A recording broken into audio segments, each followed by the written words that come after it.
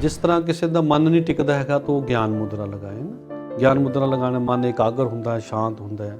और किसी को मान लो चक्कर बहुत आते हैं, चक्कर आता तो वह अपना आकाश मुद्रा पहली उंगली अपना अंगूठा तो मिडल फिंगर जो है उन्होंने टच करे ना, और टिप्स ही टच करने। उसके बाद किसी की बहुत गठिया है और नसल वीक है, जोड़ों च दर्द है, घुटने च दर्द है, कमर च दर्द है, वो अपना पृथ्वी मुद्रा करे। किसी को बार बार यूरिन जाने की प्रॉब्लम आती है तो वह अपना लास्ट जी वरुण मुद्रा बोलते हैं संस्कृत जल मुद्रा ये कर सकता।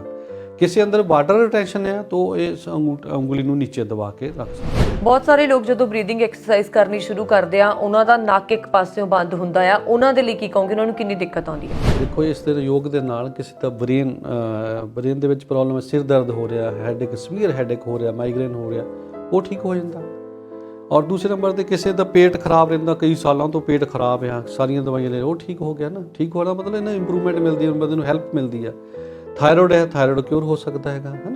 और डायबिटिक को आप कंट्रोल कर सकते हैं, जी बहुत ज़्यादा समस्या इस किसी को ब्रोंकाइटिस है, अस्थमा है ना, वो इसनों फायदा है। लोग सानू दसते असी इन्हें भी अपने को असी बना के दसते हैं, लोगों ने सानू रिपोर्ट दिखाई, असी अगे दसते हैं भी यह देखो वो कमर ठीक हो गई, सर्जरी वास्ते रिकमेंड किया गया है ना। किसी की क्रिएटिनाइन थोड़ा नीचे ਨੂੰ आया है तो बेनिफिट। योग देखो हर टाइम ਜਾਂ कोई भी किते भी नहीं करना चाहिए, अपनी उम्र ਨੂੰ देखते हुए। और जो नवे शुरू किए हैं तो सीक्वेंस में क्रम में एक करना चाहिए। पहला हल्के आसन करो, उसके बाद तुम टफ आसन कर सकते। देखो योग असी लास्ट तक जाके सोचते योग बारे ना, और पूरी बीमारी जो सानू पकड़ लेंदी है, जे ये प्रिकॉशनस के तौर पर यूज़ करो भी मैं योग करना ना बीमारी आए ही ना, तो बेस्ट लाइफ स्टाइल बना लो योग में। ਕਿਹੜੀ ਉਮਰ ਦੇ ਵਿੱਚ ਕਿਹੜਾ ਆਸਨ ਕਰਨਾ ਚਾਹੀਦਾ, ਕਿਹੜੀ ਉਮਰ ਦੇ ਵਿੱਚ ਕਿਹੜਾ ਆਸਨ ਨਹੀਂ ਕਰਨਾ ਚਾਹੀਦਾ? ਹਰ ਕੋਈ YouTube ਦੇ ਉੱਤੇ ਚੈਨਲ ਖੋਲ ਕੇ ਬੈਠਿਆ ਹੋਇਆ ਕਿ ਇਹ ਸਾਰਾ ਕੁਝ ਠੀਕ ਹੈ। मैं कहता बिल्कुल गलत है। ये नहीं भी जो तुसी कोई खाण दी चीज़ां भी कई बार बहुत सारी चीज़ां सारी थोड़ा खा लैनी होंदी अपन।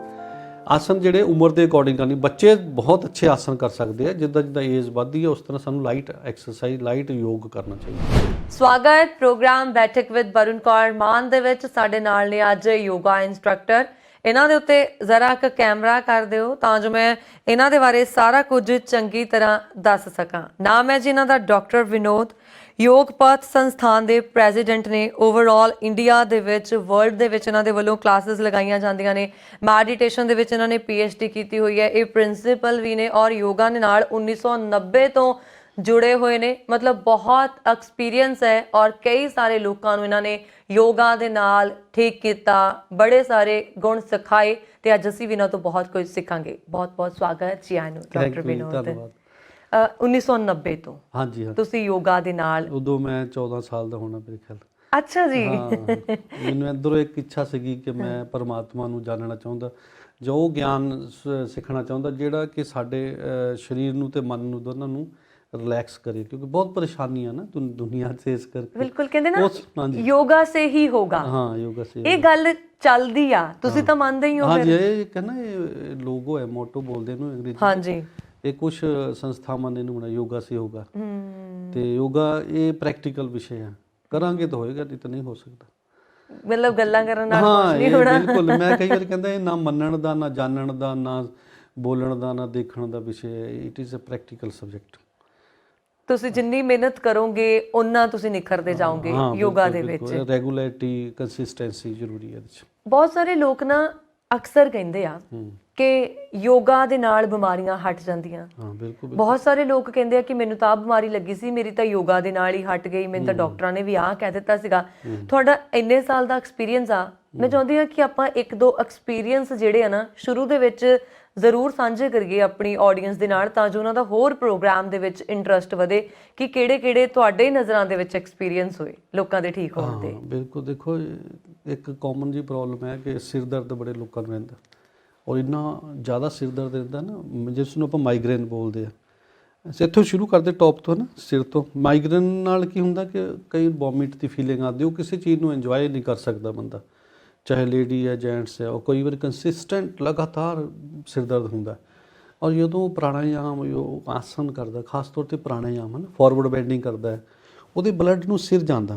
और जो सिर दर्द होगा चिड़चिड़ापन आएगा, गुस्सा आएगा, ਲੇਕਿਨ ਜਦੋਂ ਉਹਨੂੰ ਸਿਰ ਨੂੰ ਬਲੱਡ ਜਾਂਦਾ ਹੈ ਔਰ ਆਕਸੀਜਨ ਜਾਂਦੀ ਹੈ, ਸਾਡੇ 20% ਆਕਸੀਜਨ ਬਰੀਥਿੰਗ ਸਾਡੀ ਇੰਨੀ ਜ਼ਿਆਦਾ ਹੈਗੀ ਕਿ ਘੱਟ ਹੈ ਕਿ ਬੰਦ ਕਮਰਿਆਂ 'ਚ ਅਸੀਂ ਰਹਿੰਦੇ ਹਾਂ, ਪਰਦੇ ਲਾਏ ਹੁੰਦੇ ਆ, ਖਿੜਕੀਆਂ ਬੰਦ ਹੁੰਦੀਆਂ, ਗੱਡੀ 'ਚ ਵੀ ਏਸੀ ਲੱਗੇ ਹੁੰਦੇ, ਤਾਂ ਉਹ ਪੂਰੀ ਆਕਸੀਜਨ ਨਹੀਂ ਬ੍ਰੇਨ ਨੂੰ 21% ਜਾਂਦੀ, ਤੇ ਉਹ ਠੀਕ ਹੋਇਆ। ਇਸ ਤਰ੍ਹਾਂ ਹੀ ਇੱਕ ਹੋਰ ਐਕਸਪੀਰੀਅੰਸ ਮੇਰੇ ਕੋਲ, ਇੱਕ ਪ੍ਰੋਫੈਸਰ ਸੀਗੇ ਕਿਸੇ ਕਾਲਜ 'ਚ, ਆਪਾਂ ਨਾਮ ਨਹੀਂ ਲੈ ਸਕਦੇ ਜੀ, ਤੇ ਉਹਨਾਂ ਦਾ ਬੋਲ ਕੇ ਜਿੱਦਾਂ ਲੇਡੀ ਸੀ ਗਲਾ ਬੈਠ ਗਿਆ ਨਾ, ਤੇ ਡਾਕਟਰ ਨੇ ਬੋਲਿਆ ਵੀ 2 ਸਾਲ 3 ਸਾਲ ਤੈਨੂੰ ਬਿਲਕੁਲ ਬੰਦ ਕਰਨਾ ਪੈਣਾ ਆਪਣਾ ਪ੍ਰੋਫੈਸ਼ਨ। ਅੱਛਾ ਜੀ। ਹਾਂ, ਉਹਨਾਂ ਨੂੰ ਕਿਤੇ ਪਤਾ ਲੱਗਿਆ ਵੀ ਸ਼ਾਇਦ ਯੋਗ ਇੱਕ ਨਾ ਲੋਕ ਲਾਸਟ ਤੇ ਜਾ ਕੇ ਇੱਧਰ ਚੱਲਦੇ, ਪਹਿਲੇ ਦਵਾਈ ਲੈਂਦੇ ਰਹਿੰਦੇ ਆ। ਬਿਲਕੁਲ ਬਿਲਕੁਲ। ਉਹਨਾਂ ਨੇ ਜਦੋਂ ਕਿਤੇ ਪਤਾ ਲੱਗਾ ਹਾਂ ਸਾਡੇ ਬਾਰੇ, ਤੇ ਉਹ ਆਏ ਤੇ ਉਹਨਾਂ ਨੇ ਮੇਰੇ ਖਿਆਲ 15 ਤੋਂ 20 ਦਿਨ ਪ੍ਰਾਣਾਯਾਮ ਕੀਤਾ, ਉਜਈ ਪ੍ਰਾਣਾਯਾਮ ਬੋਲਦੇ ਉਸਨੂੰ, ਔਰ ਉਹਨਾਂ ਦਾ ਗਲਾ ਬਿਲਕੁਲ, ਫਿਰ ਡਾਕਟਰ ਨੇ ਕਿਹਾ ਵੀ ਤੁਸੀਂ ਇਹ ਕਰ ਸਕਦੇ ਹੁਣ ਆਪਣਾ ਪ੍ਰੋਫੈਸ਼ਨ ਕੰਟੀਨਿਊ, ਕਿਉਂਕਿ ਤੁਹਾਡੀ ਜੇ ਵੋਕਲ ਕਾਰਡ ਹੈ ਨਾ ਉਹ ਹੀਲ ਹੋ ਗਈ ਹੈ, ਸਿਰ ਹੋ ਗਿਆ, ਗਲਾ ਹੋ ਗਿਆ। ਇਸ ਤਰ੍ਹਾਂ ਹੀ ਕਿਸੇ ਦੀ ਨਾ ਨੱਕ ਦੀ ਹੱਡੀ ਵੱਧ ਜਾਂਦੀ ਹੈ। ਹਾਂਜੀ, ਮਾਸ ਅਸਲ ਵਿੱਚ ਤਾਂ ਮਾਸ ਹੁੰਦਾ ਹੈ, ਮਾਸ ਥੋੜਾ ਵੱਧ ਜਾਂਦਾ, ਉਹਨੂੰ ਸਾਹ ਲੈਣ ਦੀ ਪ੍ਰੋਬਲਮ, ਇੱਕ ਹੀ ਨੱਕ ਚੱਲਦਾ ਰਹਿੰਦਾ। ਸਾਡੇ ਦੋਨੋਂ ਨੱਕ ਚੋਂ ਲੈਫਟ ਚੋਂ ਸਾਡੇ ਠੰਡਾ ਸਾਹ ਆਉਂਦਾ, ਗਰਮ ਤੋਂ ਰਾਈਟ ਤੋਂ ਗਰਮ ਆਉਂਦਾ ਜੀ। ਉਹ ਜਿਹਦਾ ਇੱਕ ਬੰਦ ਹੋ ਜਾਂਦਾ, ਜਿਹਦਾ ਠੰਡਾ ਹੀ ਰਹਿੰਦਾ ਉਹਦਾ ਬੀਪੀ ਲੋ ਰਹਿ ਜਾਂਦਾ, ਜਿਹਦਾ ਰਾਈਟ ਤੋਂ ਚੱਲਦਾ ਰਹਿੰਦਾ ਉਹਨੂੰ ਹਾਈਪਰਟੈਂਸ਼ਨ ਦੀ ਪ੍ਰੋਬਲਮ ਪੈ ਜਾਂਦੀ। ਹਾਂਜੀ, ਉਹ ਅਸੀਂ ਜਲ ਨੇਤੀ, ਰਬੜ ਨੇਤੀ ਕਰਵਾ ਕੇ ਉਹ ਬਿਲਕੁਲ ਕਲੀਅਰ ਹੋ ਗਿਆ, ਜਿਹੜਾ ਕਿ ਆਪਰੇਟ ਕਰਾਉਣ ਦੇ ਬਾਅਦ ਫਿਰ ਦੁਬਾਰਾ ਰੀਅਕਰਿੰਗ ਹੁੰਦੀ ਹੈ ਜੀ। ਜਿੱਦਾਂ ਕਿਸੇ ਦੇ ਇਸ ਤਰ੍ਹਾਂ ਹੀ ਉਹਦੇ ਬਾਅਦ ਨੀਚੇ ਗਲੇ ਤੇ ਆ ਜਾਓ, ਥਾਇਰਾਇਡ ਦੀ ਪ੍ਰੋਬਲਮ ਰਹਿੰਦੀ ਹੈ ਜੀ। ਜਿਸ ਨੂੰ ਥਾਇਰਾਇਡ ਹੋ ਜਾਂਦਾ ਨਾ, ਗਲੇ ਦਾ ਹਾਈਪੋ ਹਾਈਪਰ 2 ਤਰ੍ਹਾਂ ਦਾ ਥਾਇਰਾਇਡ ਹੁੰਦਾ। ਉਹ ਜਦੋਂ ਥਾਇਰਾਇਡ ਹੋ ਜਾਂਦਾ ਤੇ ਉਹਨਾਂ ਕੀ ਹੁੰਦਾ ਕਿ ਬੰਦਾ ਨਾ ਟੈਬਲੇਟ ਲੈਂਦਾ, ਇੱਕ ਤਾਂ ਮੋਟਾਪਾ ਵੱਧ ਜਾਂਦਾ, ਜਾਂ ਦਵਾਈ ਵੀ ਨਹੀਂ ਛੁੱਟਦੀ। ਉਹ ਪਹਿਲਾਂ 25 mg ਦੀ ਲੈਂਦਾ, ਫਿਰ 50, ਫਿਰ 75, ਫਿਰ 100, ਫਿਰ ਉਹਦੇ ਬਾਅਦ 125, 150, 175, 200, ਕੋਈ ਐਂਡ ਨਹੀਂ। 2 ਸਾਲ ਬਾਅਦ, 1.5 ਸਾਲ ਬਾਅਦ ਉਹਦੀ ਮੈਡੀਸਿਨ ਵੱਧਦੀ ਜਾਂਦੀ ਹੈ। ਬਿਲਕੁਲ। ਔਰ ਇੱਕ ਵਾਰ ਅਸੀਂ ਸ਼ਿਵਰ ਲਗਾਇਆ ਪਾਲਮਪੁਰ 'ਚ, ਤੇ ਕੋਈ ਬੰਦਾ ਲਾਸਟ ਡੇ ਸਾਡੇ ਨੂੰ ਕਹਿੰਦਾ ਮੈਨੂੰ ਐਂਟਰੀ ਕਰਾ ਲਓ। ਉਹਨੂੰ ਕਰਾਈ, ਉਹਨੇ ਉੱਥੇ ਸਮਝਿਆ ਵੀ ਇਹਨਾਂ ਠੀਕ ਹੋ ਸਕਦਾ। ਉਹਨੇ 3 ਮਹੀਨੇ ਲਗਾਤਾਰ ਆਪਣਾ ਸਾਈਂ ਰਾਮ ਦਾ ਪਾਠ ਕਰਦਾ ਰਹਿੰਦਾ ਸੀ, ਨਾਲ ਉਜਈ ਪ੍ਰਾਣਾਯਾਮ ਕਰਦਾ ਰਹਿੰਦਾ ਸੀ।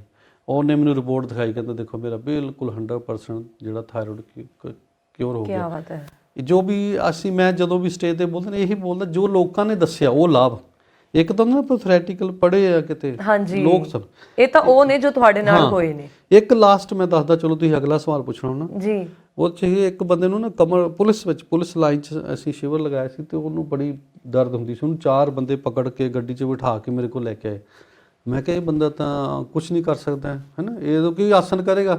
ਚਲੋ ਅਸੀਂ ਯੋਗ ਇੱਕ ਇਦਾਂ ਦੀ ਚੀਜ਼ ਹੈ ਜਿਹੜਾ ਇਹਦੀ ਸ਼ਰਨ 'ਚ ਆਣਾ, ਸਮਰਪਿਤ ਸਰੈਂਡਰ ਹੋ ਜਾਂਦਾ, ਫਿਰ ਯੋਗ ਉਹਨੂੰ ਬਲੇਸਿੰਗਸ ਦਿੰਦਾ ਹੈ। ਅੱਛਾ ਜੀ।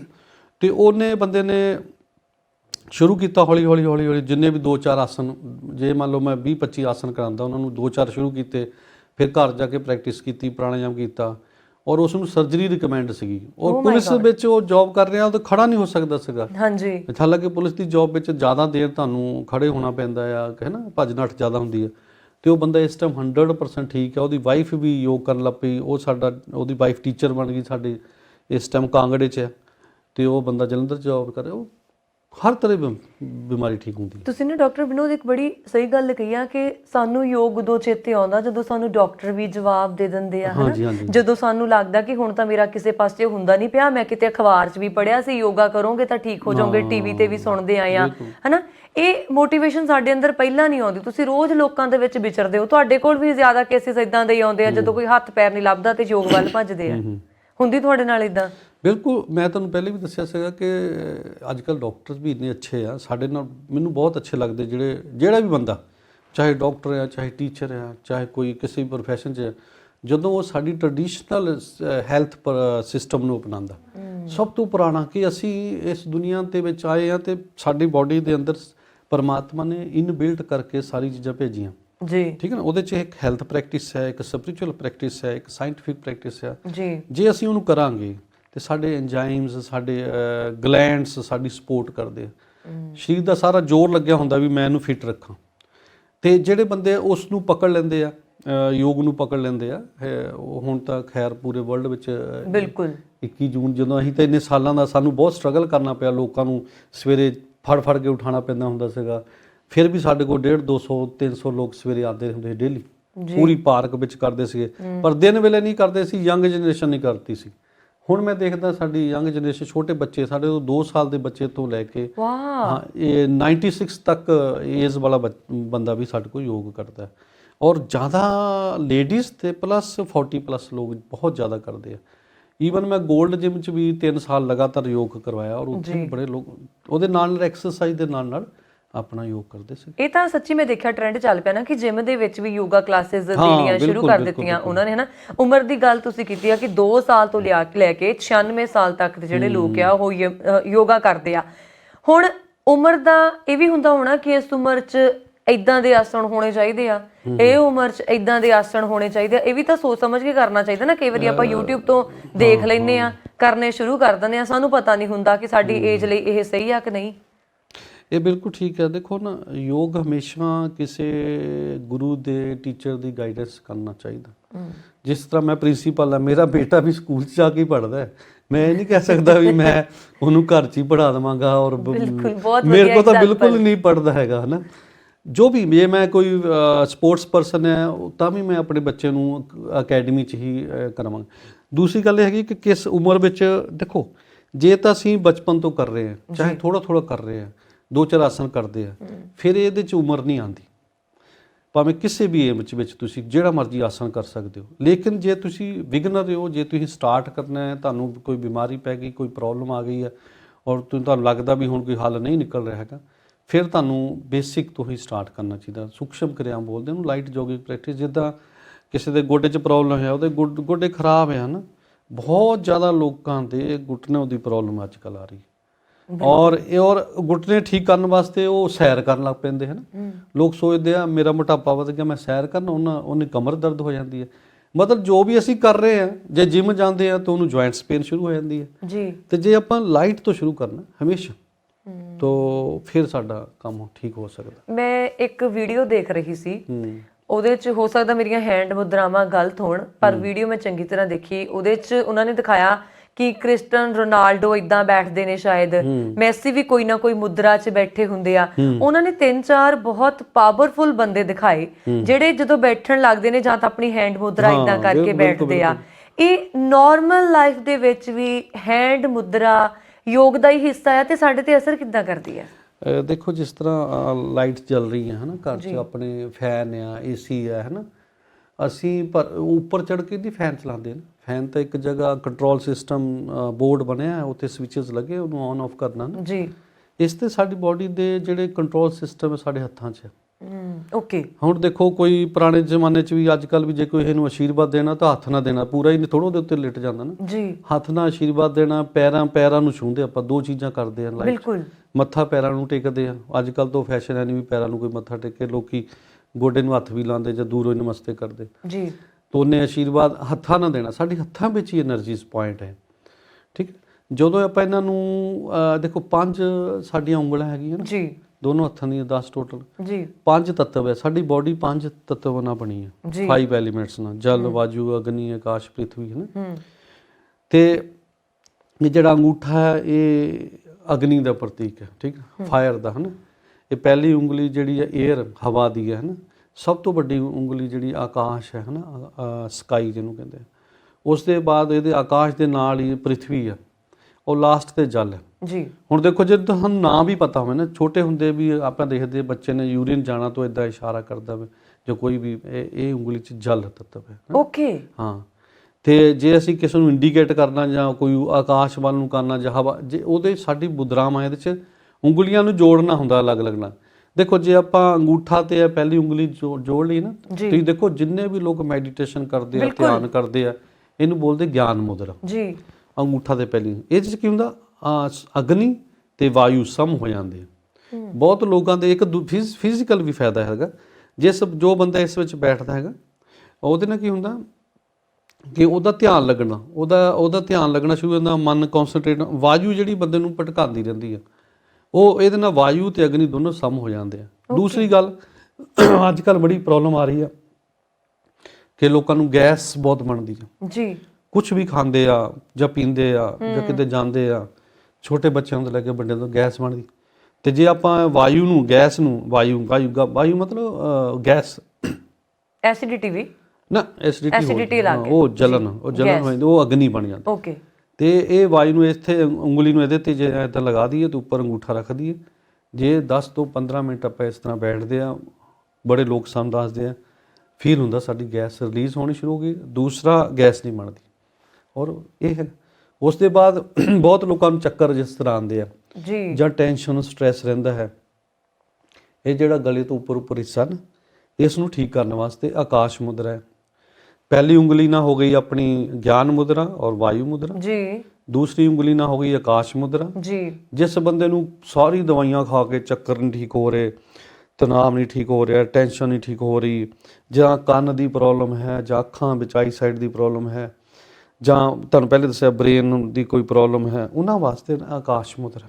ਓਕੇ, ਜਿੱਦਾਂ ਕੋਈ ਵੀ ਸਿਰ ਦੁਖਦਾ ਕਿਸੇ ਦਾ, ਕਿਸੇ ਨੂੰ ਚੱਕਰ ਨਹੀਂ ਆਉਣੋਂ ਹਟਦੇ, ਸਾਰੀਆਂ ਮੈਡੀਸਿਨਸ ਫੇਲ ਹੋਣ ਲੱਗ ਗਈਆਂ ਹਨਾ, ਗਲੇ ਤੋਂ ਉੱਪਰ ਦੀਆਂ ਜਿੰਨੀਆਂ ਦਿੱਕਤਾਂ ਨੇ, ਚਾਹੇ ਕੰਨਾਂ ਦੀਆਂ ਸਮੱਸਿਆਵਾਂ ਨੇ, ਇਹ 2-2 ਮਿੰਟ ਕਰ ਲਓ ਹਨਾ ਰੋਜ਼। ਨਹੀਂ 2 ਮਿੰਟ ਨਹੀਂ ਹੈਗਾ, ਹਾਂ, ਇਹਨੂੰ ਤੁਸੀਂ 15 ਮਿੰਟ ਘੱਟੋ ਘੱਟ ਕਰਨਾ ਜੇ ਹੀਲ ਕਰਨਾ ਬਾਡੀ ਨੂੰ। ਓਕੇ, ਜੇ ਵੈਸੀ ਟੈਂਪਰੇਰੀ ਹੀਲਿੰਗ ਲੈਣੀ, ਜਿੱਦਾਂ ਕੋਈ ਪੇਨ ਕਿਲਰ ਲੈਂਦਾ ਆ ਉਹ 2-4 ਘੰਟੇ ਠੀਕ ਰਹਿੰਦਾ ਹੈ। ਅੱਛਾ ਜੀ, ਜਿੱਦਾਂ ਕੋਈ ਚਾਹ ਪੀਂਦਾ 1-2-4 ਘੰਟੇ ਐਕਟਿਵ ਹੋ ਜਾਂਦਾ, ਉਹਦੇ ਬਾਅਦ ਫਿਰ ਚਾਹ ਮੰਗਦਾ। ਹਾਂਜੀ, ਲੇਕਿਨ ਜੇ ਤੁਸੀਂ ਹੀਲ ਕਰਨਾ ਤਾਂ minimum 15 minute at a stretch ਇੱਕ ਵਾਰ ਤੁਸੀਂ ਸੌਣ ਵੇਲੇ ਕਰ ਲਓ, ਜਾਂ ਇੱਥੇ ਲੋਕ ਟੇਪ ਬੰਨ੍ਹ ਕੇ ਵੀ ਕਰ ਲੈਂਦੇ। ਅੱਛਾ ਜੀ, ਹਾਂ, ਟੇਪ ਬੰਨ੍ਹ ਲੈਂਦੇ ਇਦਾਂ ਤੇ ਉਹ ਆਪਣੇ ਆਪ ਹੁੰਦਾ ਰਹਿੰਦਾ। ਜਾਂ ਕਿਸੇ ਪ੍ਰੋਗਰਾਮ ਜਿੱਦਾਂ ਹੁਣ ਆਪਾਂ ਬੈਠੇ ਆ ਪ੍ਰੋਗਰਾਮ 'ਚ ਆਪਾਂ ਇੱਦਾਂ ਬੈਠ ਜਾਓ, ਕਿਸੇ ਨੇ ਗੱਲਾਂ ਕਰਨ ਕੋਈ ਆਇਆ। ਉਹੀ ਮੈਨੂੰ ਨਾ ਕਿਸੇ ਨੇ ਦੱਸਿਆ, ਜਿੱਦਾਂ ਮੈਂ ਤੁਹਾਨੂੰ ਦੱਸਿਆ ਨਾ, ਮੈਂ ਵੀਡੀਓ ਵੀ ਦੇਖੀ, ਉਹ ਇਦਾਂ ਹੀ ਬੈਠਦੇ ਨੇ 4-5 ਤਰੀਕਿਆਂ ਦੇ ਨਾਲ, ਜਿਹੜੇ ਲੋਕ ਪ੍ਰਭਾਵਸ਼ਾਲੀ ਹੁੰਦੇ ਮੈਂ ਕਹਿੰਦਾ ਜਿਹੜੇ ਬਾਹਰ ਦੇ ਲੋਕ ਆ ਨਾ, ਬਾਹਰਲੇ ਦੇਸ਼ਾਂ ਦੇ ਲੋਕ ਆ, ਹਾਂਜੀ, ਸਾਡੇ ਕੋਲ ਕਈ ਯੋਗ ਕਰਦੇ ਆ। ਇਹਨਾਂ ਨੂੰ ਦੱਸਿਆ ਨਾ ਆਸਟ੍ਰੇਲੀਆ ਦੇ ਵਿੱਚ, ਅਮਰੀਕਾ ਦੇ ਲੋਕ ਇੱਧਰ ਸਵੇਰੇ ਹੁੰਦੀ ਆ ਤੇ ਉੱਧਰ ਸ਼ਾਮ ਪਈ ਹੁੰਦੀ ਆ। ਹਾਂਜੀ, ਜੇ ਮੈਂ ਸਵੇਰੇ ਨਾ ਵੀ ਕਦੀ ਕਲਾਸ ਨਾ, ਉਹ ਫਟਾਫਟ ਫੋਨ ਕਰਦੇ, ਸਰ ਸਾਡੀ ਕਲਾਸ ਨਹੀਂ ਆ ਰਹੀ, ਸਾਨੂੰ ਦੱਸੋ। ਖਾਸ ਤੌਰ ਤੇ ਕੈਲੀਫੋਰਨੀਆ, ਸ਼ਿਕਾਗੋ ਤੋਂ ਬੜੇ ਲੋਕ ਕਰਦੇ ਆ, ਜੀ, ਨਿਊਜ਼ੀਲੈਂਡ ਤੋਂ। ਤੇ ਉਹ ਲੋਕ ਨਾ ਇਹਨਾਂ ਚੀਜ਼ਾਂ ਦਾ ਬੜਾ ਧਿਆਨ ਆ, ਉਹ ਸਾਡਾ ਗਿਆਨ ਉਹਨਾਂ ਦੀ ਵੈਲਿਊ ਕਰਦਾ। ਸਾਡੇ ਕੋਲ ਗਿਆਨ ਹੋ ਕੇ ਵੀ ਨਾ ਸਾਡੇ ਕੋਲ ਛਿਪਿਆ ਹੋਇਆ। ਤੇ ਉਸ ਦੇ ਬਾਅਦ ਮੈਂ ਦੱਸ ਰਿਹਾ ਜਿਸ ਤਰ੍ਹਾਂ ਕਿ ਹੱਡੀਆਂ ਦੇ ਰੋਗ ਹੈ, ਦੇਖੋ ਇਹ ਪਹਿਲੀ ਹੋ ਗਈ ਵਾਯੂ ਮੁਦਰਾ ਹੋ ਗਈ, ਇਹ ਵਾਲੀ ਵਾਯੂ ਮੁਦਰਾ, ਗਿਆਨ ਮੁਦਰਾ, ਧਿਆਨ ਮੁਦਰਾ, ਔਰ ਉਸ ਦੇ ਬਾਅਦ ਹੋ ਗਿਆ ਇਹ ਆਕਾਸ਼ ਮੁਦਰਾ। ਔਰ ਜੇ ਪ੍ਰਿਥਵੀ, ਜਿਨ੍ਹਾਂ ਦੇ ਹੱਡੀਆਂ ਵਿੱਚ ਦਰਦ ਆ, ਮਸਲਸ ਵੀਕ ਹੈ ਨਾ, ਔਰ ਕੋਈ ਵੀ ਕਹੇ ਗੋਡੇ 'ਚ, ਮੋਢੇ 'ਚ, ਕਮਰ 'ਚ ਦਰਦ ਹੁੰਦਾ, ਉਹਨੇ ਪ੍ਰਿਥਵੀ ਮੁਦਰਾ ਕਰਨੀ ਹੈ। ਇਸ ਤਰ੍ਹਾਂ ਇਹਨਾਂ ਨੂੰ ਸਮ ਕਰਨਾ। ਔਰ ਇਹ ਕਰਨ ਦੇ ਨਾਲ ਉਸ ਦੇ ਵਿੱਚ ਮਸਲਸ ਐਂਡ ਬੋਨ ਸਟਰੋਂਗ ਹੁੰਦੀ ਹੈ। ਔਰ ਲਾਸਟ ਤੇ ਜਿਹੜੇ ਲੋਕ ਬਾਰ-ਬਾਰ ਯੂਰਿਨ ਜਾਂਦੇ ਆ, ਜਿਹਨਾਂ ਨੂੰ ਬਾਰ-ਬਾਰ ਉਹ ਸੋਚਦੇ ਮੈਨੂੰ ਬਾਰ-ਬਾਰ ਪਿਸ਼ਾਬ ਜਾਣਾ ਪੈਂਦਾ ਆ ਕਈ, ਤੇ ਉਹ ਇਹ ਲਾਸਟ ਉਂਗਲੀ ਨੂੰ, ਜਾਂ ਬੱਚੇ ਕਈ ਵਾਰ ਰਾਤ ਨੂੰ ਨਾ ਨੀਂਦ ਦੇ ਵਿੱਚ ਹੀ ਪਿਸ਼ਾਬ ਕਰਨ ਲੱਗ ਪੈਂਦੇ ਆ ਜੀ, ਇਹ ਵਾਲੀ ਉਂਗਲੀ ਨੂੰ ਦਬਾਉਣ ਦੇ ਨਾਲ ਉਹ ਸਮ ਹੋ ਜਾਂਦਾ। ਮਤਲਬ ਸਮਦੋਸ਼ ਬੋਲਦੇ ਆ, ਬਾਤ ਪਿੱਤ ਕਫ ਹੁੰਦਾ ਆਯੁਰਵੇਦ 'ਚ, ਉੱਥੇ ਇਹਨਾਂ ਨੂੰ ਸਮ ਕਰਦਾ ਹੈ। ਬਹੁਤ ਸਾਰੇ ਲੋਕ ਨਾ ਇੱਦਾਂ ਸੋਚਦੇ ਆ ਕਿ ਅੱਜ ਹੈਂਡ ਮੁਦਰਾ ਕਰੀਏ, ਕਿ ਅੱਜ ਬਰੀਥਿੰਗ ਐਕਸਰਸਾਈਜ਼ ਕਰੀਏ, ਜਾਂ ਕੋਈ ਹੋਰ ਆਸਣ ਕਰੀਏ। ਇੱਕ ਨਾ ਹੋਰ ਬੜਾ ਵਹਿਮ ਆ ਕਿ ਸ਼ਾਇਦ ਜ਼ਿਆਦਾ ਗਲੁੰਝਾਂ ਵਾਲੇ ਆਸਣ ਕਰਾਂਗੇ ਜ਼ਿਆਦਾ ਵਧੀਆ ਰਵਾਂਗੇ। ਹਰ ਕਿਸੇ ਦੀ ਤਾਂ ਬਾਡੀ ਇਹ ਪਰਮਿਸ਼ਨ ਨਹੀਂ ਦਿੰਦੀ ਨਾ। ਤੁਸੀਂ ਨਾਰਮਲ ਬਰੀਥਿੰਗ ਐਕਸਰਸਾਈਜ਼ਸ, ਹੈਂਡ ਮੁਦਰਾ ਕਰਕੇ ਵੀ ਤਾਂ ਆਪਣੇ ਆਪ ਨੂੰ ਹੀਲ ਕਰਨਾ ਸ਼ੁਰੂ ਕਰ ਹੀ ਸਕਦੇ ਆ। ਦੇਖੋ ਇਸ ਤਰ੍ਹਾਂ ਹੁੰਦਾ ਨਾ ਕਿ ਇਹ ਯੋਗ ਨੂੰ ਅਸੀਂ ਗਲਤ ਲੈ ਲਿਆ। ਜਿਹੜੇ ਤੁਸੀਂ ਸ਼ਿਵ ਸੰਹਿਤਾ ਪੜੋ, ਯੋਗ ਦਰਸ਼ਨ ਪੜੋ, ਕੋਈ ਆਸਣ ਨਹੀਂ ਉੱਚ ਦੱਸਿਆ ਜੀ। ਇਹ ਆਸਣ ਬਾਅਦ ਵਿੱਚ ਡਿਵੈਲਪ ਕੀਤੇ ਲੋਕਾਂ ਨੇ, ਕਿਉਂਕਿ ਪਹਿਲੇ ਫਿਜ਼ੀਕਲੀ ਕੋਈ ਸਾਨੂੰ ਪ੍ਰੋਬਲਮ ਨਹੀਂ ਸੀਗੀ। ਉਹ ਕਹਿੰਦੇ ਸਿਰਫ ਤੁਸੀਂ ਸੁਖ ਆਸਣ 'ਚ ਬੈਠ ਜਾਓ ਗਿਆਨ ਮੁਦਰਾ ਨਾਲ ਜੀ, ਔਰ ਲੰਬੇ ਗਹਿਰੇ ਸਾਹ ਲਓ। ਇਹ ਕਿਹੜਾ ਔਖਾ ਲੰਬੇ ਗਹਿਰੇ। ਮੈਂ ਤੁਹਾਨੂੰ ਦੱਸਦਾ, ਪਿੱਛੇ ਜੇ ਕਰੋਨਾ ਆਇਆ ਜਦੋਂ ਜੀ, ਬੜੇ ਲੋਕਾਂ ਦੀ ਆਕਸੀਜਨ ਡ੍ਰੌਪ ਹੋਈ ਨਾ, ਬਿਲਕੁਲ। ਔਰ ਸਾਨੂੰ ਲੋਕਾਂ ਨੂੰ ਪਤਾ ਹੀ ਯੋਗ ਸਿਖਾਉਂਦੇ ਆ। ਜਿਸ ਤਰ੍ਹਾਂ ਕਰਫਿਊ ਲੱਗਿਆ 20 ਮਾਰਚ ਦੀ ਗੱਲ ਹੈ, ਜਨਤਾ ਕਰਫਿਊ ਲੱਗਿਆ ਜੀ, 24-25 ਨੂੰ ਸਾਨੂੰ ਫੋਨ ਆਇਆ, ਉਹਨਾਂ ਨੇ ਬੁਲਾਇਆ ਸਟੂਡੀਓ ਵਿੱਚ, ਕਈ ਜਗ੍ਹਾ ਬੁਲਾਉਂਦੇ ਸੀਗੇ ਜੀ, ਤੇ ਲੋਕਾਂ ਨੂੰ ਇਹ ਆਕਸੀਜਨ ਬੜੀ ਡ੍ਰੌਪ ਦੀ। ਜਿਹੜੇ ਲੋਕਾਂ ਨੇ ਬਸਤ੍ਰਿਕਾ ਪ੍ਰਾਣਾਯਾਮ ਕੀਤਾ, ਕਪਾਲਭਾਤੀ, ਅਨੁਲੋਮ ਵਿਲੋਮ ਕੀਤਾ, 2-3 ਪ੍ਰਾਣਾਯਾਮ ਕੀਤੇ, ਉਹਨਾਂ ਲੋਕਾਂ ਦੀ ਆਕਸੀਜਨ ਅਸੀਂ ਆਕਸੀਮੀਟਰ ਲਗਾ ਕੇ ਦੇਖੇ ਜੀ, ਸਿਰਫ 2 ਮਿੰਟ ਲੰਬੇ ਗਹਿਰੇ ਸਾਹ ਲੈਣ ਦੇ ਨਾਲ ਜੀ ਉਹਨਾਂ ਦੀ ਆਕਸੀਜਨ 98-99 ਜਿਹੜੀ ਕਿ 60-65 ਤੇ ਚੱਲ ਜਾਂਦੀ ਸੀ। ਕੀ ਬਾਤ ਹੈ। ਤੁਸੀਂ ਕਿਤੇ ਵੀ ਕਰ ਦਰਮਿਆਨ ਹੀ ਹੈ। ਮੈਂ ਕਹਿੰਦਾ ਦਰਸ਼ਕ ਕੋਈ ਸੁਣ ਰਿਹਾ ਸਾਨੂੰ ਨਾ ਜੀ, ਜੇ ਉਹ ਆਪਣਾ ਆਕਸੀਮੀਟਰ ਲਗਾਏ ਔਰ ਇਦਾਂ ਦੇ ਸਾਹ ਰੋਕ ਕੇ ਦੇਖ ਲਵੇ, ਆਕਸੀਜਨ ਨੀਚੇ ਡ੍ਰੌਪ ਹੋ ਜਾਂਦੀ ਹੈ ਬਿਲਕੁਲ। ਔਰ ਜਦੋਂ ਹੀ ਉਹ ਲੰਬੇ ਸਾਹ ਰਹੂਗਾ, ਉਹਦੀ ਮੈਂ ਕਹਿੰਦਾ 2 ਮਿੰਟ ਦੇ ਅੰਦਰ ਉਹਦੀ ਆਕਸੀਜਨ ਜਿਹੜੀ 95-98 ਇਦਾਂ ਆ ਪਕੜਨਾ। ਨਹੀਂ ਇਸ ਤਰ੍ਹਾਂ ਨਹੀਂ ਬੈਠ, ਇੱਥੇ ਬੈਠੋ ਓਕੇ। ਉਸ ਤੋਂ ਬਾਅਦ ਲੰਬਾ ਸਾਹ ਲੈਣਾ ਹੌਲੀ ਹੌਲੀ, ਜਿਸ ਤਰ੍ਹਾਂ ਇਹ 'ਚ ਸਾਇੰਸ ਹੈ ਜੀ। ਇੱਕ ਬੰਦਾ ਸਾਹ ਲੈਂਦਾ ਨਾ, ਉਹ 1 ਮਿੰਟ 'ਚ 16 ਤੋਂ 18 ਸਾਹ ਲੈਂਦਾ ਜੀ। ਉਹ ਸ਼ੈਲੋ ਬਰੀਥਿੰਗ ਬੋਲਦੇ ਉਹਨੂੰ, ਸ਼ੈਲੋ ਉੱਪਰ ਸਾਹ ਲੈਂਦਾ। ਕਿਸੇ ਦਾ ਤਾਂ ਕਈ ਲੋਕੀ ਸਾਨੂੰ ਕਹਿੰਦੇ ਸਾਹ ਗਲੇ ਤੋਂ ਥੱਲੇ ਨਹੀਂ ਜਾਂਦਾ, ਬੜਾ ਔਖਾ ਹੁੰਦਾ। ਤੇ ਜਦੋਂ ਇਹ ਫੇਫੜੇ ਪੂਰੇ ਭਰਦੇ ਨਾ, ਉਹਦੇ ਨਾਲ ਉਹਦੇ 3 ਤੋਂ 4 ਸਾਹ, 10 ਸੈਕਿੰਡ ਸਾਹ ਭਰਨ ਨੂੰ, 10 ਸੈਕਿੰਡ ਕੱਢਣ ਨੂੰ, ਤੇ ਉਹ ਆਕਸੀਜਨ ਜਿਹੜੀ ਸਾਡੀ ਪੂਰੀ ਹੋ ਜਾਂਦੀ 98-99। ਕਈ ਵਾਰੀ ਇਦਾਂ ਲੱਗਦਾ ਹੈ ਕਿ ਹੱਲ ਤਾਂ ਸਾਡੇ ਕੋਲ ਹੀ ਹੈਗਾ ਆ, ਸਾਨੂੰ ਪਰੇਸ਼ਾਨ ਹੋਣ ਦੀ ਵੀ ਜ਼ਰੂਰਤ ਨਹੀਂ ਹੈਗੀ, ਪਰ ਫਿਰ ਵੀ ਅਸੀਂ ਆਪਣੇ ਆਪ ਲਈ ਟਾਈਮ ਨਹੀਂ ਕੱਢਦੇ ਜਿੰਨਾ ਟਾਈਮ ਅਸੀਂ ਸੋਸ਼ਲ ਮੀਡੀਆ ਦੇ ਉੱਤੇ ਵਧੀਆ ਵਧੀਆ ਵੀਡੀਓਜ਼ ਦੇਖਣ ਨੂੰ ਜਾਂ ਅਪਲੋਡ ਕਰਨ ਨੂੰ ਲਗਾ ਦਿੰਦੇ ਹਾਂ ਲੋੜ ਤੋਂ ਜ਼ਿਆਦਾ, ਹਨਾ। ਤੇ ਉਨਾ ਹੀ ਟਾਈਮ ਜੇ ਆਪਣੇ ਆਪ ਨੂੰ ਲਗਾਈਏ ਸਾਡੀਆਂ ਕਾਫੀ ਸਾਰੀਆਂ ਸਮੱਸਿਆਵਾਂ ਖਤਮ ਹੋ ਸਕਦੀਆਂ ਆ। ਹੁਣ ਤਾਂ ਬਹੁਤ ਵੱਡੇ ਪੱਧਰ ਦੇ ਉੱਤੇ ਯੋਗਾ ਨੂੰ ਲੈ ਕੇ ਲੋਕਾਂ ਨੂੰ ਜਾਗਰੂਕ ਕਰ ਦਿੱਤਾ ਗਿਆ। ਜਦੋਂ ਨਵਾਂ ਲੋਕਾਂ ਦੇ ਵਿੱਚ ਟ੍ਰੈਂਡ ਚੱਲਿਆ ਸੀ, ਹਨਾ, ਉਦੋਂ ਲੋਕ ਬਹੁਤਾ ਕਈ ਕਹਿੰਦੇ ਹੁੰਦੇ ਸੀ ਹੋ ਜਾਊਗਾ ਠੀਕ, ਜਿੱਦਾਂ ਮੈਂ ਤੁਹਾਨੂੰ ਪੁੱਛਿਆ ਯੋਗਾ ਸਹੀ ਹੋਗਾ, ਕਿ ਵਾਕਈ ਇਹ ਗੱਲਾਂ ਅੱਖੀ ਤੁਸੀਂ ਦੇਖੀਆਂ ਹੋਈਆਂ। ਹੁਣ ਬਰੀਥਿੰਗ ਐਕਸਰਸਾਈਜ਼ਸ ਦੀ ਗੱਲ ਚੱਲੀ ਆ, ਹਨਾ, ਆਪਾਂ ਕਰਦੇ ਹਾਂ। ਬਹੁਤ ਸਾਰੇ ਲੋਕ ਜਦੋਂ ਨੱਕ ਦੇ ਨਾਲ ਕੋਈ ਐਕਸਰਸਾਈਜ਼ ਕਰਦੇ ਆ ਸਾਹ ਦੀ, ਜਿੱਦਾਂ ਓਮ ਵਿਲੋਮ ਕਰਦੇ ਨੇ ਜਾਂ ਲੈਫਟ ਤੋਂ ਲੈਣਾ ਲੈਫਟ ਤੋਂ ਛੱਡਣਾ, ਫਿਰ ਇੱਕ ਪਾਸਾ ਬੰਦ ਹੋ ਜਾਂਦਾ ਨੱਕ ਦਾ, ਹਨਾ। ਫਿਰ ਅਸੀਂ ਧੱਕੇ ਦੇ ਨਾਲ ਜਿਹੜਾ ਆ ਓਮ ਵਿਲੋਮ ਕਰਨ ਦੀ ਕੋਸ਼ਿਸ਼ ਕਰਦੇ ਆ। ਜਦੋਂ ਤੁਹਾਡਾ ਨੱਕ ਦਾ ਇੱਕ ਪਾਸਾ ਬੰਦ ਹੋ ਗਿਆ, ਧੱਕੇ ਦੇ ਨਾਲ ਓਮ ਵਿਲੋਮ ਕਰਨਾ ਚਾਹੀਦਾ? ਇਸ ਤਰ੍ਹਾਂ ਪਹਿਲੇ ਤਾਂ ਓਮ ਵਿਲੋਮ ਨਹੀਂ ਹੈਗਾ ਨਾ, ਇਹ ਅਨੁਲੋਮ। ਓਕੇ। ਅਨੂ ਦਾ ਮਤਲਬ ਹੁੰਦਾ ਛੋਟਾ ਔਰ ਵਿਲੋਮ ਦਾ ਮਤਲਬ ਹੁੰਦਾ ਵੱਡਾ। ਓਕੇ। ਮੈਕਰੋ ਐਂਡ ਮਾਈਕਰੋ ਨਾ ਜੀ। ਜਿਸ ਤਰ੍ਹਾਂ ਅਸੀਂ ਸਮੁੰਦਰ ਦੇ ਵਿੱਚ ਪਾਣੀ ਹੁੰਦਾ ਨਾ, ਉਹਨੂੰ ਗੜਵੀ ਚ ਪਾ ਲਓ ਜਾਂ ਘੜੇ ਚ ਪਾ ਲਓ ਨਾ, ਥੋੜੇ ਜਿਹੇ ਏਰੀਆ ਚ ਚਲ ਜਾਂਦਾ, ਹੈਗਾ ਤਾਂ ਪਾਣੀ ਹੈ, ਠੀਕ ਹੈ। ਇਸ ਤਰ੍ਹਾਂ ਹੀ ਪਰਮਾਤਮਾ ਦੀ ਇੱਕ એનર્ਜੀ, ਉਹਨੂੰ ਪ੍ਰਾਣ ਬੋਲਦੇ ਆਪਾਂ ਜੀ, ਪ੍ਰਾਣ ਊਰਜਾ ਹੈ ਨਾ ਜੀ। ਉਹੀ ਪ੍ਰਾਣ ਊਰਜਾ ਨਾਲ ਸਾਡੀ ਬੋਡੀ ਚੱਲ ਰਹੀ ਹੈ। ਓਕੇ। ਤੋ ਪ੍ਰਾਣਾਯਾਮ ਦਾ ਮਤਲਬ ਹੁੰਦਾ ਹੈ ਜਿਸ ਤਰ੍ਹਾਂ ਲਾਈਟ ਜਲ ਰਹੀ ਆ, ਇਹ ਕਿਸੇ ਚੀਜ਼ ਨਾਲ ਜੁੜੀ ਹੋਈ, ਪਿੱਛੇ ਲਾਈਟ ਹਾਊਸ ਨਾਲ, ਹੈ ਨਾ। ਇਸ ਤੇ ਸਾਡੀ ਬੋਡੀ ਪਰਮਾਤਮਾ ਦੇ ਨਾਲ ਜੁੜੀ ਹੈ, ਪੂਰੇ ਬ੍ਰਹਮੰਡ ਨਾਲ, ਯੂਨੀਵਰਸ ਨਾਲ ਜੁੜੀ ਹੈ। ਜਦੋਂ ਅਸੀਂ ਬਰੀਥਿੰਗ ਟੈਕਨੀਕਸ ਕਰਦੇ ਨਾ, ਅਸੀਂ ਆਪਣੀ એનર્ਜੀ ਨੂੰ ਪਰਮਾਤਮਾ ਦੀ એનર્ਜੀ ਨਾਲ ਜੋੜਨਾ ਜੀ।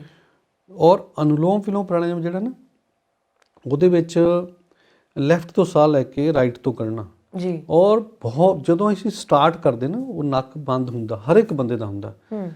ਇਹ ਉਹਨੂੰ ਕਹਿੰਦੇ ਆ ਆਟੋਮੈਟਿਕ ਸਿਸਟਮ ਸਾਡੀ ਬੋਡੀ 'ਚ ਜੀ। 40 ਮਿੰਟ ਦੇ ਲਗਭਗ ਨਾ ਸਾਡਾ ਇੱਕ ਨੱਕ ਚੱਲਣਾ, ਇੱਕ ਥੋੜਾ ਕਲੋਜ਼ ਰਹਿਣਾ ਜੀ। ਜਦੋਂ ਸਾਡੀ ਜਿੱਦਾਂ ਏਸੀ ਹੁੰਦਾ, ਸਾਡੀ ਬੋਡੀ ਜਦੋਂ 37 ਡਿਗਰੀ ਤੱਕ ਰਹਿੰਦੀ ਹੈ, ਔਰ ਟੈਂਪਰੇਚਰ ਜਦੋਂ ਜ਼ਿਆਦਾ ਹੁੰਦਾ ਹੈ, ਜਦੋਂ ਦੂਸਰੇ ਪਾਸੇ 98.4 ਤੋਂ 6, ਉਹ ਆਪਣੇ ਆਪ ਚੇਂਜ ਹੋ ਜਾਂਦਾ, ਠੀਕ ਹੈ। ਗਰਮ ਬੋਡੀ ਹੋ ਰਹੀ, ਉਸ ਦੇ ਬਾਅਦ ਚੇਂਜ ਹੋ ਕੇ ਜਦੋਂ ਅਸੀਂ ਪ੍ਰਾਣਾਯਾਮ ਸ਼ੁਰੂ ਕਰਦੇ ਨਾ, ਦੋਨਾਂ ਨੂੰ ਸਮ ਕਰਨਾ ਹੈ। ਲੈਫਟ ਤੋਂ ਵੀ ਸਾਹ ਲੈਣਾ, ਰਾਈਟ ਤੋਂ ਵੀ ਸਾਹ ਲੈਣਾ ਜੀ। ਉਹ ਥੋੜੀ ਦੇਰ ਪਹਿਲੇ 1-2 ਮਿੰਟ ਬੰਦ ਰਹਿੰਦਾ, ਉਹਦੇ ਬਾਅਦ ਖੁੱਲ ਜਾਂਦਾ। ਲੇਕਿਨ ਜਿਹੜਾ ਜੇ ਅਸਲੀ ਵਿੱਚ ਯੋਗ ਸਿੱਖਣਾ ਨਾ, ਉਹਦੇ ਨਾਲ ਕੀ ਹੁੰਦਾ, ਨੇਤੀ ਜਲ ਨੇਤੀ ਕਰਨੀ ਪੈਂਦੀ ਹੈ। ਸਾਡੇ ਰਿਸ਼ੀਆਂ ਨੇ ਕਿਹਾ, ਜਦੋਂ ਤੁਸੀਂ ਆਪਣਾ ਯੋਗ ਕਰਨਾ, ਪਹਿਲੇ ਪੇਟ ਸਾਫ਼ ਰੱਖੋ, ਖਾਲੀ ਪੇਟ ਯੋਗ ਕਰੋ, ਫਿਰ ਇਹ ਨੇਤੀ ਕਰੋ, ਜਲ ਨੇਤੀ ਕਰੋ, ਰਬੜ ਨੇਤੀ, ਸੂਤਰ ਨੇਤੀ, ਅੱਖਾਂ ਨੂੰ ਸਾਫ਼ ਕਰੋ, ਇਸ਼ਨਾਨ ਕਰੋ, ਸਫਾਈ ਹੋ ਗਈ। ਉਸ ਤੋਂ ਪਹਿਲਾਂ ਭਸਤ੍ਰਿਕਾ ਪ੍ਰਾਣਾਯਾਮ, ਕਪਾਲਭਾਤੀ, ਇਸ ਕਰਕੇ ਕਪਾਲਭਾਤੀ ਨੂੰ ਸ਼ੁੱਧੀ ਕਿਰਿਆ 'ਚ ਕਰਦੇ।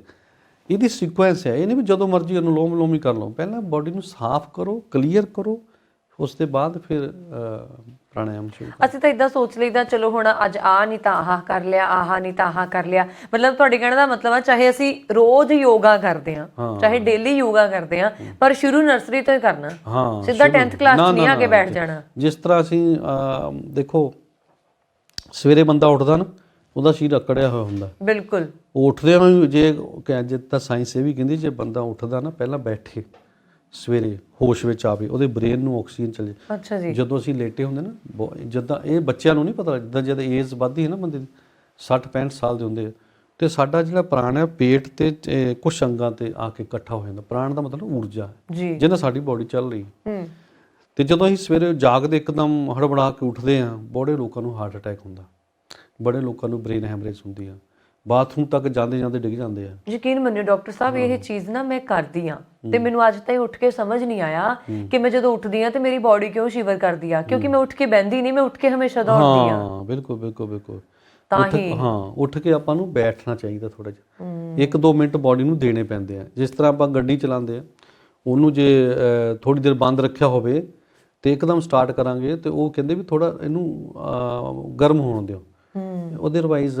ਇਸ ਕਰਕੇ ਸਾਨੂੰ ਚਾਹੇ ਰੋਜ਼ ਆਸਨ ਕਰੋ, ਚਾਹੇ ਰੋਜ਼ ਪ੍ਰਾਣਾਯਾਮ ਕਰੋ, ਲੇਕਿਨ ਪਹਿਲੇ ਬੇਸਿਕ ਹੀ ਕਰਨਾ, ਲਾਈਟ ਕਰਨਾ, ਫਿਰ ਹੌਲੀ ਹੌਲੀ ਹੌਲੀ ਐਡਵਾਂਸ। ਸਾਡੇ ਕੋਲ ਚੱਕਰ ਆਸਨ ਵੀ ਕਰਦੇ, ਹਲ ਆਸਨ ਵੀ, ਸ਼ੀਰਸ ਆਸਨ ਵੀ ਲੋਕ ਕਰਦੇ, ਅਸੀਂ ਖੁਦ ਕਰਦੇ ਹਾਂ ਸ਼ੀਰਸ ਆਸਨ ਜੀ।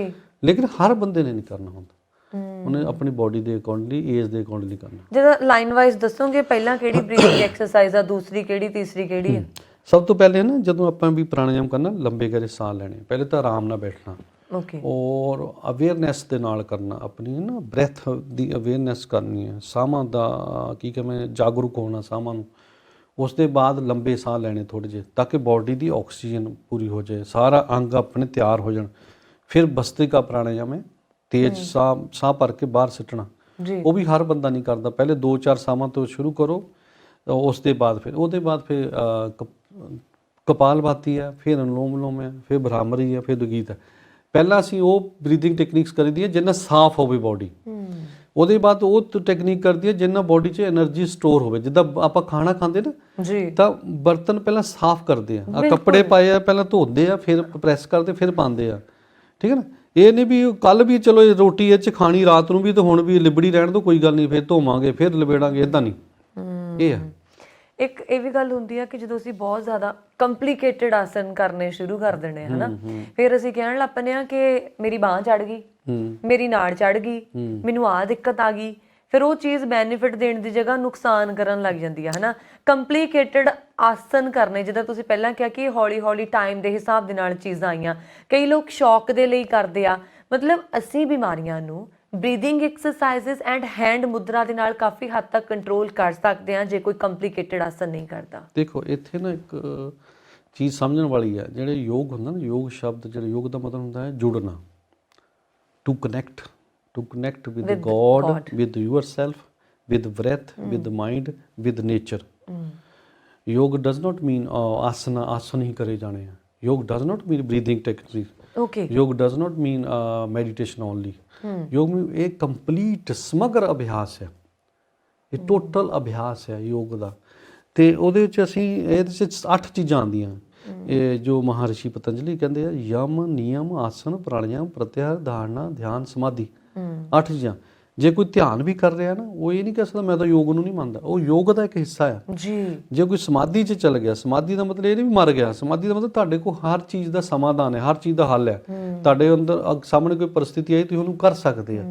ਸੋ ਤੁਹਾਡਾ ਸਵਾਲ ਜਿਹੜਾ ਹੈਗਾ ਵੀ ਅਸੀਂ ਬਿਮਾਰੀਆਂ ਨੂੰ ਕੰਟਰੋਲ ਕਰ ਸਕਦੇ, ਲੇਕਿਨ ਅਸੀਂ ਬੇਸਿਕ ਤੋਂ ਹੀ ਸਟਾਰਟ ਕਰਨਾ, ਔਰ ਉਹਦੇ ਵਿੱਚ ਥੋੜ੍ਹੇ ਜਿਹੇ ਆਸਨ, ਥੋੜ੍ਹੀ ਜਿਹੀ ਕਿਰਿਆਵਾਂ, ਥੋੜ੍ਹੀ ਜਿਹੀ ਬਰੀਥਿੰਗ, ਔਰ ਐਂਡ 'ਤੇ ਸ਼ਵ ਆਸਨ, ਔਰ ਉਹਦੇ ਬਾਅਦ ਫਿਰ ਤੁਸੀਂ ਮੈਡੀਟੇਸ਼ਨ। ਮੈਡੀਟੇਸ਼ਨ ਕੀ ਹੈ? ਜੋ ਯੋਗ ਕਹਿੰਦਾ, ਸ਼ੁਕਰ ਕਰਨਾ, ਥੈਂਕਸ ਕਰਨਾ। You must be grateful to the nature and God. ਇੱਕ ਦਿਨ 'ਚ ਕਿੰਨਾ ਕੁ ਟਾਈਮ ਮੈਡੀਟੇਸ਼ਨ ਨੂੰ ਦੇਣਾ ਚਾਹੀਦਾ ਹਰ ਬੰਦੇ ਨੂੰ? ਦੇਖੋ ਸਟਾਰਟ ਕਰਨੀ ਹੈ ਤੇ ਤੁਸੀਂ ਮੈਡੀਟੇਸ਼ਨ, ਕਈ ਲੋਕਾਂ ਦੇ ਨਾ ਦਿਮਾਗ 'ਚ ਇਹ ਵੀ ਆ, ਮੈਡੀਟੇਸ਼ਨ ਪਤਾ ਨਹੀਂ ਕੀ ਕਰਨਾ ਆ, ਰੱਬ ਦੀ ਕਿਹੜੀ ਇਮੇਜ ਲੈ ਕੇ ਆਉਣੀ ਆ, ਮੈਨੂੰ ਤਾਂ ਕੁਝ ਦਿਖਦੀ ਨਹੀਂ, ਆਤਮਾ ਕੀ ਆ। ਆਤਮਾ ਔਰ ਜੋ ਯੋਗ ਕਹਿੰਦਾ ਆਤਮਾ ਪਰਮਾਤਮਾ ਬਾਅਦ ਦੀ ਗੱਲ। ਪਹਿਲੇ ਤੁਸੀਂ ਆਪਣੇ ਸਾਹਾਂ ਨੂੰ ਦੇਖੋ। ਸਾਹ ਤਾਂ ਹਰ ਪਲ ਦਿਖਦੇ, ਤੁਸੀਂ 2 ਸਾਹ ਦੇਖ ਲਓ, 2 ਮਿੰਟ ਕਰ ਲਓ, 1 ਮਿੰਟ ਕਰ ਲਓ, ਔਰ ਤੁਹਾਨੂੰ ਤੁਸੀਂ ਯੂ ਵਿਲ ਫੀਲ ਰਿਲੈਕਸਡ। ਸਿਰਫ ਸਾਹ ਹੀ ਦੇਖਣੇ, ਸਾਹ ਆਉਂਦੇ ਜਾਂਦੇ ਆ। ਦੂਸਰੇ ਨੰਬਰ ਤੇ ਆਪਣੇ ਵਿਚਾਰ ਦੇਖਣੇ ਵੀ ਮੈਂ ਕਰ ਕੀ ਰਿਹਾ, ਮੈਂ ਬੋਲ ਕੀ ਰਿਹਾ। ਜਿਸ ਤਰ੍ਹਾਂ ਮੈਂ ਬੋਲ ਰਿਹਾ, I must be aware of my speech, my words, action and deeds. ਸਾਰੀ ਚੀਜ਼ਾਂ ਨੂੰ ਅਵੇਅਰਨੈਸ ਹੋਣੀ ਜ਼ਰੂਰੀ ਹੈ। ਬਿਲਕੁਲ। ਜੇ ਤੁਸੀਂ ਅਵੇਅਰ ਹੋ, it means you are doing meditation. ਬਹੁਤ ਵੱਡਾ ਵਿਸ਼ਾ ਆ ਇਹ ਤਾਂ ਸਿਰਫ ਸ਼ੁਰੂਆਤ ਦੇ ਕੁਝ ਕਹਿ ਲਓ ਕਿ ਪਲ ਅਸੀਂ ਤੁਹਾਡੇ ਨਾਲ ਸਾਂਝੇ ਕੀਤੇ ਨੇ। ਅਣਗਿਣਤ ਪ੍ਰੋਗਰਾਮ ਇਸ ਦੇ ਉੱਤੇ ਕੀਤੇ ਜਾ ਸਕਦੇ ਨੇ, ਪਰ ਡਾਕਟਰ ਵਿਨੋਦ, ਸਾਡਾ ਪ੍ਰੋਗਰਾਮ ਦਾ ਟਾਈਮ ਇੱਥੇ ਹੀ ਖਤਮ ਹੁੰਦਾ ਆ। ਥੈਂਕ ਯੂ ਸੋ ਮਚ ਕਿ ਤੁਸੀਂ ਮਤਲਬ ਚਾਹੇ ਉਹ ਹੈਂਡ ਮੁਦਰਾ ਆ, ਚਾਹੇ ਉਹ ਬਰੀਥਿੰਗ ਐਕਸਰਸਾਈਜ਼ ਆ, ਸਭ ਤੋਂ ਮੇਨ ਗੱਲ ਇਹ ਹੈ ਕਿ ਤੁਸੀਂ ਅੱਜ ਇਹ ਦੱਸਿਆ ਕਿ ਯੋਗ ਦੀ ਸ਼ੁਰੂਆਤ ਕਿਵੇਂ ਕਰਨੀ ਹੈ। ਮੈਂ ਕਹਿੰਦਾ ਤੁਸੀਂ ਬੈਠ ਹੀ ਜਾਓ ਨਾ 1 ਮਿੰਟ ਵਾਸਤੇ ਵੀ ਇੱਦਾਂ ਹੀ, ਔਰ ਤੁਹਾਡਾ ਮਨ ਸ਼ਾਂਤ ਹੋ ਗਿਆ, ਮੀਨਸ ਤੁਸੀਂ ਯੋਗ ਕਰ ਲਿਆ। ਜੇ ਮਨ ਦੇ ਨਾਲ ਹੀ ਬਿਮਾਰੀਆਂ ਹੁੰਦੀਆਂ, ਮਨ ਠੀਕ ਹੋ ਗਿਆ ਉਹਦੇ ਬਾਅਦ ਫਿਰ ਤਨ ਠੀਕ ਹੋ ਜਾਣਾ। ਪਹਿਲਾਂ ਮਨ ਤਾਂ ਬਣਾਓ ਵੀ ਮੈਂ ਯੋਗ ਕਰਨਾ ਹੈ। ਬਹੁਤ ਸ਼ੁਕਰੀਆ ਪ੍ਰੋਗਰਾਮ 'ਚ ਆਉਣ ਦੇ ਲਈ। Thank you Mann madam, thank you ji. ਬੈਠਕ ਵਿਦ ਵਰੁਣ ਕੌਰ ਮਾਨ ਦੇ ਵਿੱਚ ਅੱਜ ਦੇ ਲਈ ਇੰਨਾ ਹੀ ਹੈ। ਸਾਡਾ YouTube ਚੈਨਲ ਪੰਜਾਬ ਮੇਲ USA TV ਨੂੰ ਕਰ ਦਿਓ ਜੀ ਸਬਸਕ੍ਰਾਈਬ। ਸ਼ੁਕਰੀਆ, ਸਤਿ ਸ੍ਰੀ ਅਕਾਲ।